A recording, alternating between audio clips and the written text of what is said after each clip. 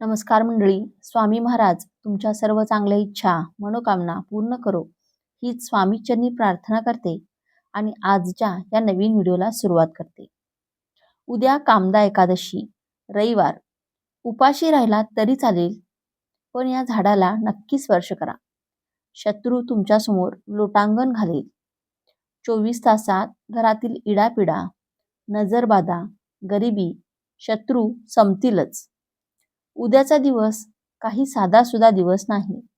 उद्या आहे चैत्र मासातील पहिली कामदा एकादशी, ज्या दिवशी स्वर्गलोकातून अमृताचा वर्षाव होतो असं म्हटलं जातं.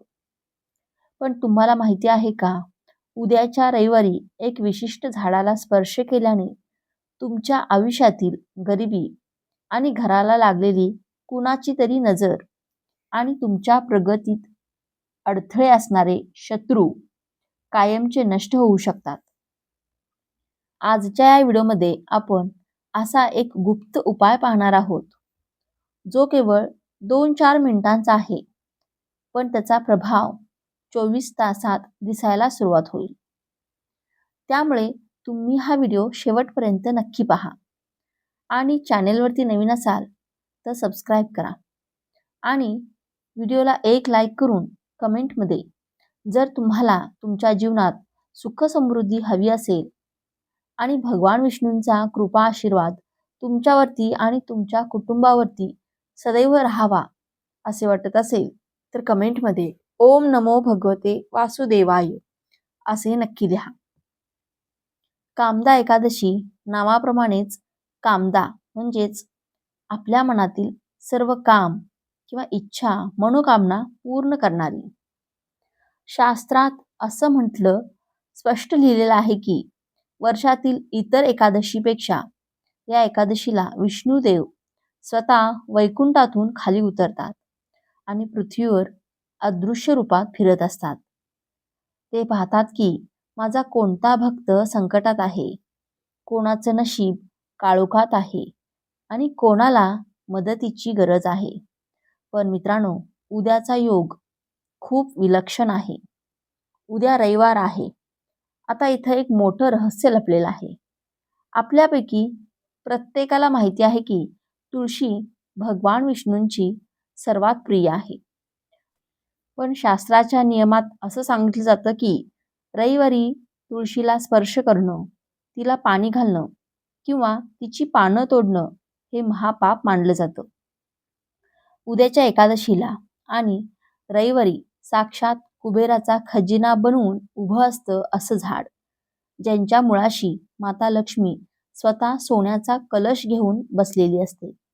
हे ते झाड नाही जे तुम्ही दररोज रस्त्यावर येता जाता पाहता, सहज पाहता किंवा ज्याची तुम्ही दुर्लक्ष करता. उद्याच्या दिवशी त्या झाडाची सात्विक शक्ती 1000 पटीने वाढलेली असते.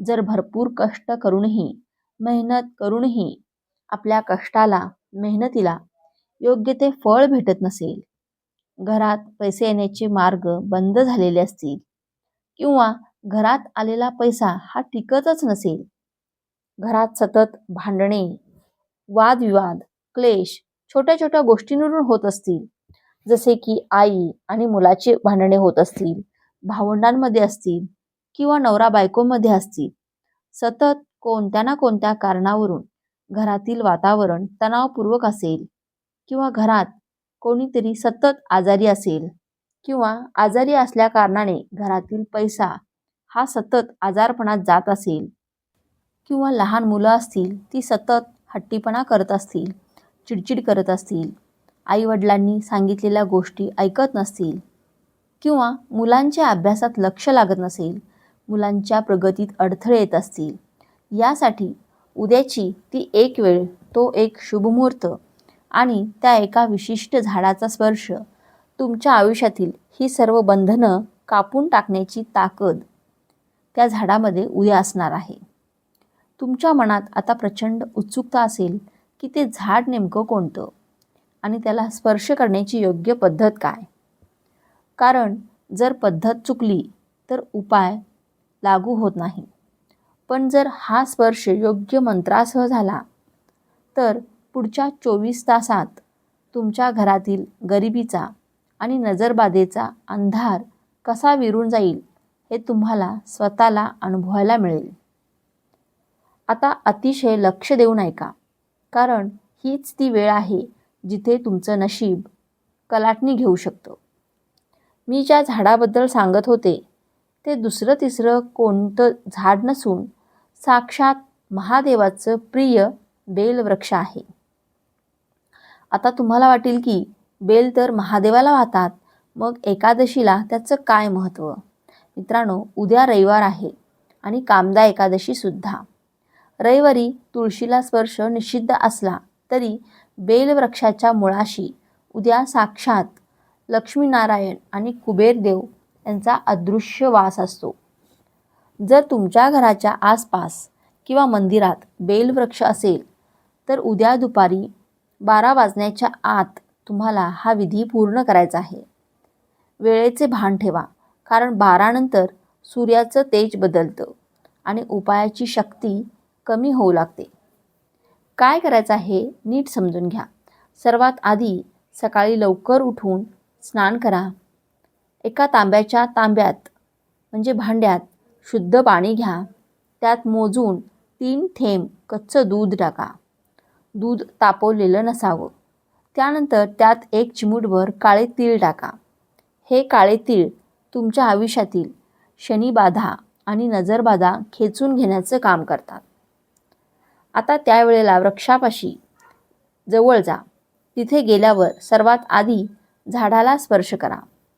त्यानंतर ते जल हळूहळू वृक्षाच्या मुळाशीच अर्पण करा. जल अर्पण करताना तुमच्या मनात फक्त एकच विचार असावा.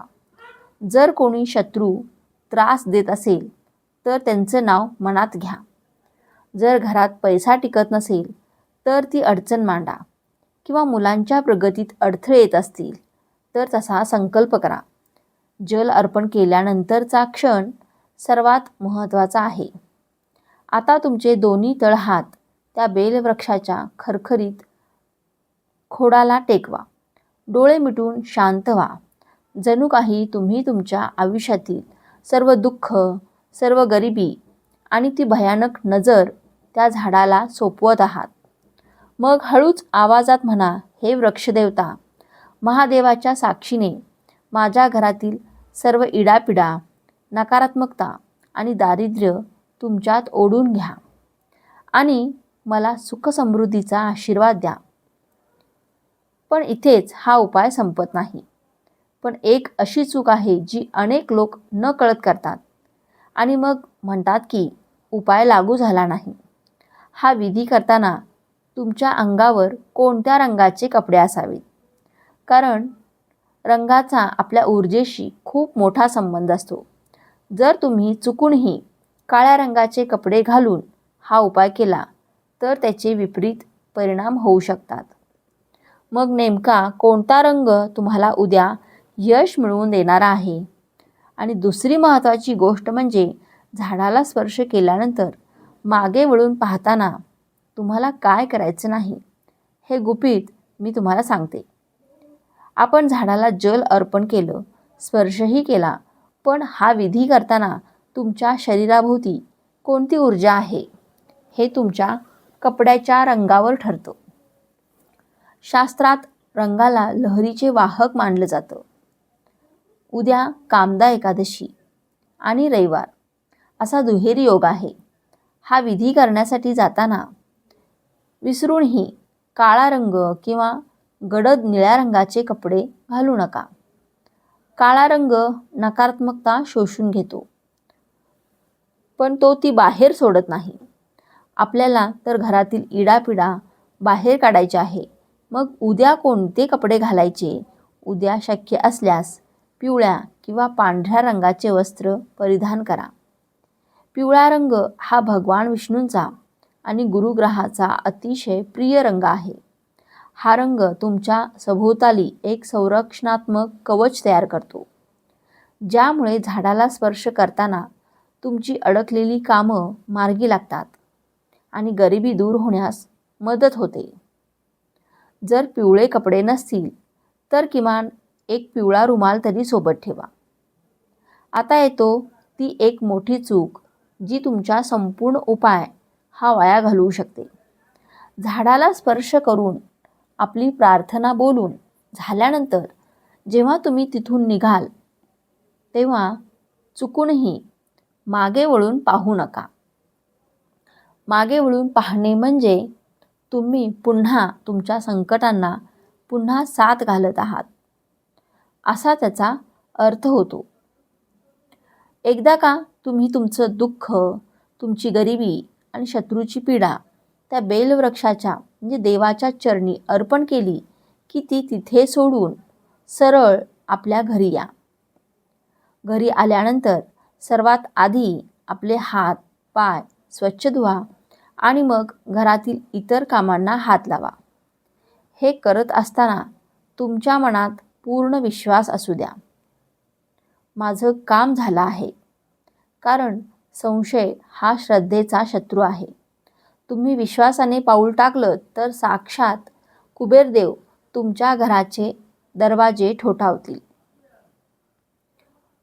घराच्या मुख्य दरवाजापाशी संबंधित असा कोणता तोडगा आहे जो तुमच्या घरातील वास्तुदोष 24 तासाच्या आत संपवू शकतो? तुमचं घर हे तुमचं मंदिर आहे. जर तुमच्या घराच्या मुख्य दरवाजाच्या आतून म्हणजे दरवाजातून नकारात्मक ऊर्जा आत येत असेल तर बाहेरचे कितीही उपाय केले तरी यश मिळत नाही. उद्या कामदा एकादशीच्या संध्याकाळी म्हणजेच प्रदोष काळात तुम्हाला एक असा उपाय करायचा आहे जो तुमच्या घरातील वास्तुदोष आणि कुणाचीही वाईट नजर मुळापासून उपटून टाकेल. काय आहे तो उपाय नीट ऐका. संध्याकाळी 6:30 ते 7:30 च्या दरम्यान जेव्हा दिवस आणि रात्र एकत्र येतात तेव्हा एक पिवळा कपडाचा तुकडा घ्या. जर पिवळा कपडा नसेल तर पांढरा कापड घेऊन त्याला हळदीने पिवळं करा. आता त्या कपड्यात 2 अखंड लवंग ज्यांचे अखंड फूल असावेत म्हणजे तुटलेले लवंग नसावेत आणि एक भीमसेनी कापूर ठेवा. ही छोटीशी पुरचुंडी तुमच्या हातात धरा आणि तुमच्या घराच्या प्रत्येक कोपऱ्यात प्रत्येक खोलीत ती फिरवा.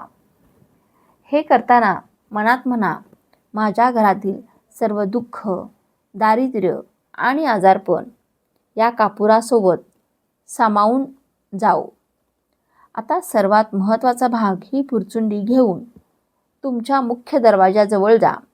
दरवाजाच्या बाहेर उभे राहून पुरचुंडी एका मातीच्या पंतीत ठेवा आणि ती प्रज्वलित करा. जेव्हा तो कापूर जळत असेल तेव्हा त्याची धग तुमच्या घराच्या उंबरठ्याला लागू द्या. हा धूर तुमच्या घरातील इडापिडेला बाहेर खेचून काढतो, ज्याने तुम्हाला वर्षानुवर्षे छळला आहे. अनेकांच्या घरात अशी तक्रार असते की ताई घरात पैसा येतो पण तो दवाखान्यात जातो. हा तोडगा केल्यावर तुमच्या लक्षात येईल की विनाकारण होणारे खर्च थांबले आहेत आणि घरातील वातावरण शांत झाले आहे. उद्या रविवार आहे म्हणून तुळशीजवळ दिवा लावताना एक छोटीशी चूक टाळायची आहे. रविवारी आपण तुळशीला स्पर्श करत नाही, पण तिच्यासमोर तुपाचा दिवा लावताना त्यात एक चिमूटभर हळद नक्की टाका.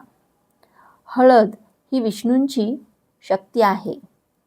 हा दिवा लावताना तुमचं तोंड पूर्वेकडे म्हणजेच पूर्व दिशेला असावं, ज्यामुळे तुमच्या आयुष्यात प्रगतीचे नवे मार्ग खुले होतील. तर माझ्या प्रिय मित्रांनो, उद्या कामदा एकादशी ही तुमच्यासाठी केवळ एक तिथी नाही तर ती एक संधी आहे स्वतःचं नशीब स्वतःच्या हाताने बदलण्याची. शास्त्र सांगतं की जो मनुष्य विश्वासाने हे छोटे उपाय करतो त्यांच्या आयुष्यात कधीही अन्नाची आणि धान्याची कमतरता भासत नाही. उद्या सकाळी उठल्यापासून ते रात्री झोपेपर्यंत तुमच्या मनात देव असावा. कुणाबद्दलही वाईट विचार करू नका. कोणाचा अपमान करू नका. विनाकारण जिथे सात्विकता आहे असे तिथेच लक्ष्मी प्रसन्न असते. 24 तासात तुम्हाला तुमच्या मनस्थितीत आणि घरातील वातावरणात बदल जाणवेल. तुमच्या पाठीशी साक्षात भगवान विष्णू आणि महादेवांचा आशीर्वाद आहे हे विसरू नका. शत्रू कितीही मोठा असो किंवा गरिबी कितीही जुनी असो, उद्याचा एक दिवस सर्व काही बदलण्याची ताकद ठेवतो. जर तुम्हाला हा माहितीपूर्ण व्हिडिओ आवडला असेल, व्हिडिओतील माहिती उपयुक्त वाटली असेल, तर व्हिडिओला एक लाईक नक्की करा आणि चॅनेलवरती नवीन असाल तर सबस्क्राईब करा आणि हा व्हिडिओ जास्तीत जास्त लोकांना शेअर करा. धन्यवाद. श्री स्वामी समर्थ. ओम नमो भगवते वासुदेवाय.